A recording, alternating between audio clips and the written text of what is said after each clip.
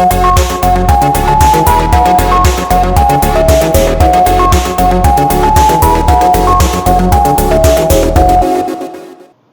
friends, welcome back to our channel. I am Dr. Vijaykaran from Salem Cosmetic Clinic, Salem. நிறைய பேர் நம்மகிட்ட வரவங்க எல்லாம் ஒரு டவுட் கேட்குறாங்க. ஃபார் கைனகோமேஷியா சர்ஜரிக்கு வரவங்க எல்லாரும் இந்த மாதிரி சார் இப்போ நம்ம கைனகோமேஷியாவுக்கு நம்ம லைப்போசக்ஷன் பண்ணிக்கிறோம், கிளாண்டுலர் எக்ஸிஷன் பண்ணிக்கிறோம், இதுக்கப்புறமேட்டு திருப்பி ரெக்கரன்ஸ் வருமா, வர சான்ஸ் இருக்கா அப்படின்னு கேட்குறாங்க.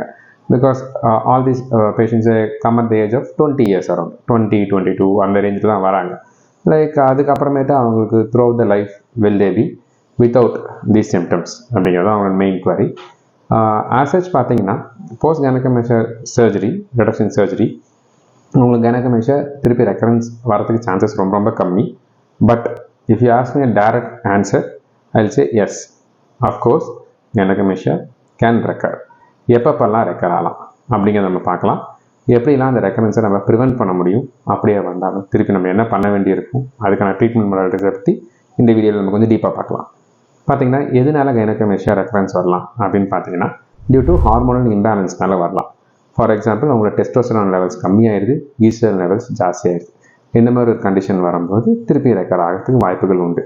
இது எப்போல்லாம் நடக்கும் அப்படின்னு பார்த்தீங்கன்னா in case of any hyperthyroidism இருந்தால் வரும், ஹைப்போகோனடிசம் அப்படிங்கிறது இருந்தால் வரும், any cancers or tumors, particular cancer or any adrenal tumor or any pituitary tumor, இந்த மாதிரி any tumors and conditions இருந்துச்சுன்னா this gynecomastia can recur back in your life.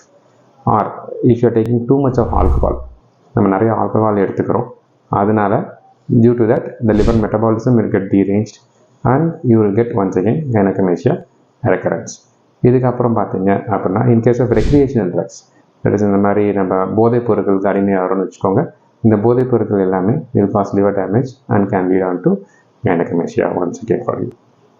And இதுக்கப்புறமேட்டு வேறு என்னென்ன காசஸ் அப்படின்னா most important cause will be your diet.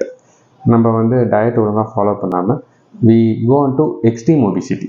Not just ஒரு exercise பண்ணுங்கிறது recommendation, it is how you should maintain your fit body. But நம்ம normal life style இருந்தால் கூட it is enough. But extreme obesity, நம்ம ரொம்ப டயட்டில் கான்சியஸாக இல்லாமல் ரொம்ப ஃபேட்டி ஃபுட்ஸ் சாப்பிட்டுட்டு if you are not doing any exercise at all, then we will be going to obesity grade 2 or morbid obesity போகிற மாதிரி இருந்தோம்னா then the fat accumulation once again will come at your chest and it will mimic gynecomastia. It is not actually gynecomastia, it is pseudogynecomastia. நம்ம obesity வர gynecomastia பேர் pseudogynecomastia சொல்லுவோம். So these are the conditions in which the gynecomastia can come. One more important condition is while taking certain medications like steroids, anabolic steroids எடுத்துக்கிறோம். நம்ம இப்போ ஒரு exercise பண்ணுறோம், அதுக்காக நம்ம anabolic steroids எடுத்துக்கிறோம். ஆர் டியூ டு மெடிக்கல் ரீசன்ஸ்னால நமக்கு prolong steroid usage தேவைப்படுது, அந்த மாதிரி இருக்குது. ஆர் ஒரு சில typical drugs for kidney and liver, இந்த மாதிரி ட்ரக்ஸ் எல்லாம் நம்ம எடுத்துக்கும் போது they can also lead on to gynecomastia in your life in the later age. சரிங்களா? ஸோ இப்போ just in case if you have any doubt, உங்களுக்கு வந்து இப்போ இது கைனகோமேஷியா திருப்பி வந்துருச்சா இல்லையா அப்படின்னா நம்ம எப்படி செக் பண்ணிக்கலாம் அப்படின்னு பார்த்தீங்கன்னா you have to check your hormone levels. இந்த ஹார்மோன் லெவல்ஸ் நார்மலாக இருக்கான்னு பார்க்கணும். We can go for imaging studies. நம்ம அல்ட்ராசவுண்ட் செஸ்ட் ஆர் பிரெஸ்ட் எடுத்தோன்னா கூட that is enough.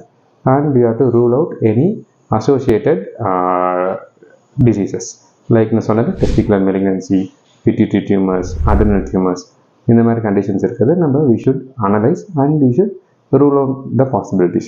So by doing all these things and being on regular follow-up with your concerned surgeon and following a very healthy lifestyle and regular exercises, you can certainly prevent the recurrence of gynecomastia after gynecomastia reduction surgery. Thank you for watching this channel. If you have got any doubts, do comment or visit us in person. Thank you so much.